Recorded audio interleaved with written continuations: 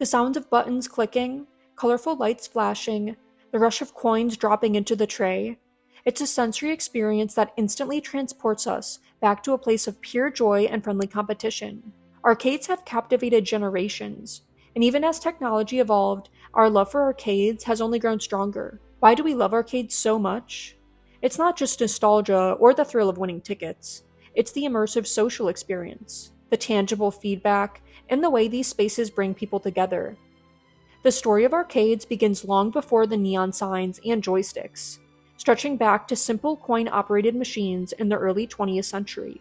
In the 1930s, arcade machines started appearing in amusement parks and penny arcades, offering mechanical games like shooting galleries, fortune tellers, and strength testers. These early amusements were all about physical engagement. Players pulled levers, aimed at targets, or tested their grip strength, and they provided novel forms of entertainment for a growing middle class looking for social diversion during the Depression. After World War II, the rise of pinball machines in bars and arcades marked a shift toward gaming consoles with springs, plungers, and flippers. Despite occasional bans by authorities who viewed pinball as gambling, these machines persisted because they were fun, accessible, and social. Friends would crowd around a machine, cheering each other on, and onlookers were just as engaged as the player. The arcades of the 1950s and 1960s were places for informal community gathering, where casual gamers and pinball wizards shared space and stories. The big shift came in the early 1970s when the first video arcade emerged. In 1971, Computer Space became the first commercially available video arcade game, but its complicated controls and unfamiliar graphics made it less successful. 2 years later, in 1973, Atari released Pong, a simple yet addictive game that mimicked tennis and made video playing accessible. Pong's success led to a boom in bar and restaurant arcades, where two players could face off in a quick match that combined skill, speed, and friendly competition. The arcade culture exploded in the late 1970s and early 1980s with iconic titles like Space Invaders, Pac-Man, Donkey Kong, and Galaga. These games were designed to draw players in with escalating difficulty, bright graphics, and unforgettable sounds. High-score tables turned each visit into a goal-oriented mission. Achieving a top score meant fame among your peers, if only within the walls of that arcade. These machines were social magnet monsters.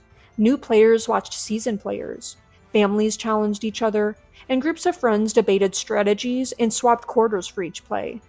Youths and adults alike would stand shoulder to shoulder, faces illuminated by game screens, calling out combos and yelling encouragement. The arcade wasn't just a place to play, it was a place to belong.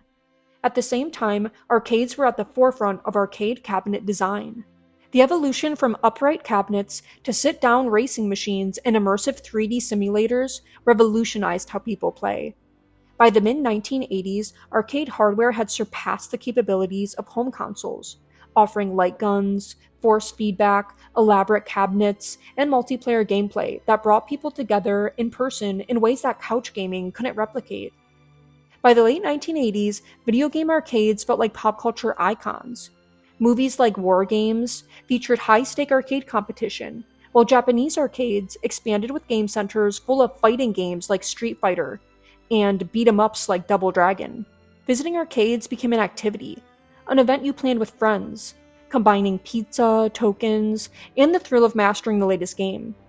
But after the golden age came a slow decline. Home consoles like the Nintendo Entertainment System and Genesis brought arcade-quality titles into living rooms. With improved graphics, deeper gameplay, and affordable cartridges, gamers no longer needed to leave home to play. Meanwhile, arcades faced rising property costs, maintenance expenses, and a public gradually accustomed to the convenience of home gaming. Yet, gaming didn't disappear. Instead, arcade culture went quiet. Dedicated arcades remained in malls, bowling alleys, and amusement centers, but they were overshadowed by arcades inside bars, mini carnivals, and later movie theaters. Ticket redemption games like skee-ball and claw machines had a broader social reach. They were accessible, low skill, and offered prizes that appealed to kids and parents alike. During the 1990s and early 2000s, multi-attraction centers grew in popularity. They combined arcade games with bumper cars, laser tag, and pizza counters.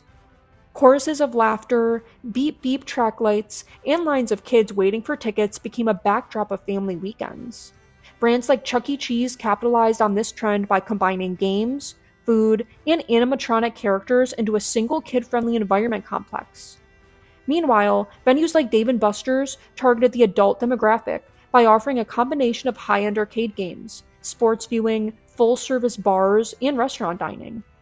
This model recognized that the same social aspects and game-driven motivations apply to adults hungry for fun and community. But across the decades, what made arcades endure wasn't nostalgia, it was emotion. Arcades deliver instant feedback.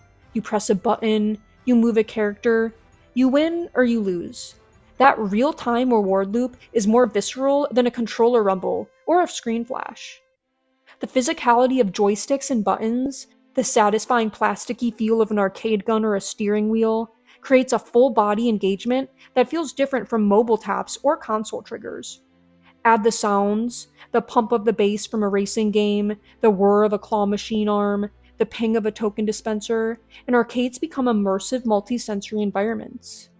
They provide a mini show every time you insert a coin. Also, arcades are public by definition. Even a single-player game at a machine places you in a social context. You perform in front of others. You might taunt a friend or cheer a stranger's clutch combo. You share space with strangers united by a simple impulse: beat the game. That creates a subtle communal bond, born out of shared competition, emotion, and audience. Consider Dave & Buster's, a modern temple of adult arcade culture. These venues feature everything, from crane games and racing simulators to virtual reality rigs and giant TVs showing sports. But they also offer full-service bars, shareable plates, and a vibe that invites dates, gatherings, corporate events, or solo outings. And while technology has changed, the appeal remains the same. Play a game with a tangible interface, get an immediate result. Exchange tokens for tickets or prizes, and share the experience with people around you. As arcades evolved, so did the motivations behind visiting. Many millennials and Gen Z visitors show up for nostalgia, reliving the days of childhood visits. Others come in to learn games in person, to encounter technology they've only seen through videos. And still, others come to simply escape. In a world full of screens, notifications, and isolation, arcades offer a space that demands focus, presence, and real-world connection. Chuck E. Cheese, the symbol of childhood arcade culture for many, recently began launching adult-only locations in major cities. These new venues feature craft cocktails, upgraded games, and retro pinball machines, arcades that target millennials and young professionals. These sites acknowledge that arcade tokens and ticket counters can be appreciated at any age. They just need a grown-up context and a more mature atmosphere. Arcade nostalgia fuels game sales too. Collections of classic arcade games for Switch, PlayStation, Xbox, and PCs cater to players wanting authentic experiences at home. Miniature arcade cabinets and plug-and-play consoles sell out quickly online. But while at-home systems offer nostalgia, they can't replicate the full arcade environment. No rows of machines, no flashing LEDs, no shared sounds and smells. That's why standalone arcades and entertainment complexes remain viable.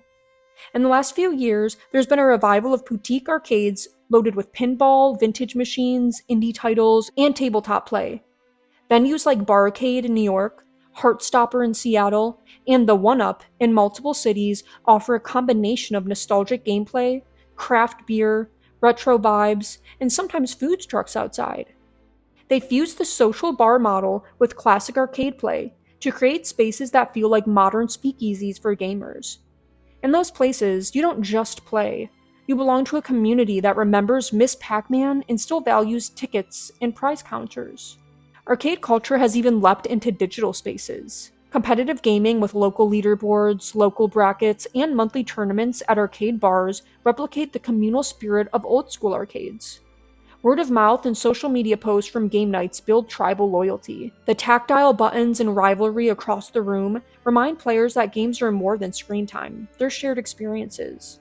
And as virtual reality and immersive tech continues to expand, arcades remain one step ahead when they incorporate new interactive experiences that require dedicated spaces. multiplayer VR, interactive light floor dance games, full motion racing cockpits, and sensor equipped dodgeball arenas. These aren't replicable at home, but they embody the fun promise of arcade culture at its best. So, why do we love arcades so much? It comes down to the primal human need for connection, reward, and challenge. Arcades offer immediate feedback that triggers dopamine.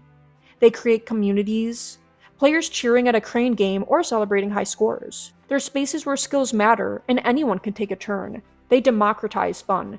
They encompass nostalgia, innovation, competition, and social connection all in one glowing playground. And they prove that in the digital world, there's still something magical about putting a coin into a machine, feeling its click, and living a moment of pure, unstructured joy with other people.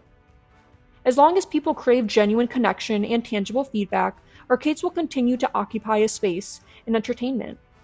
Whether you're racing in a simulator at Dave & Buster's, replaying Pac-Man in a retro barcade, watching a token fall into a ticket machine at Chuck E. Cheese, or collecting vouchers at an adult arcade location, you're partaking in a timeless vibration of human play. In every flashing light and high-score table, you're participating in a tradition that began in the penny arcades of the early 20th century and still pulses today. The arcade is more than nostalgia.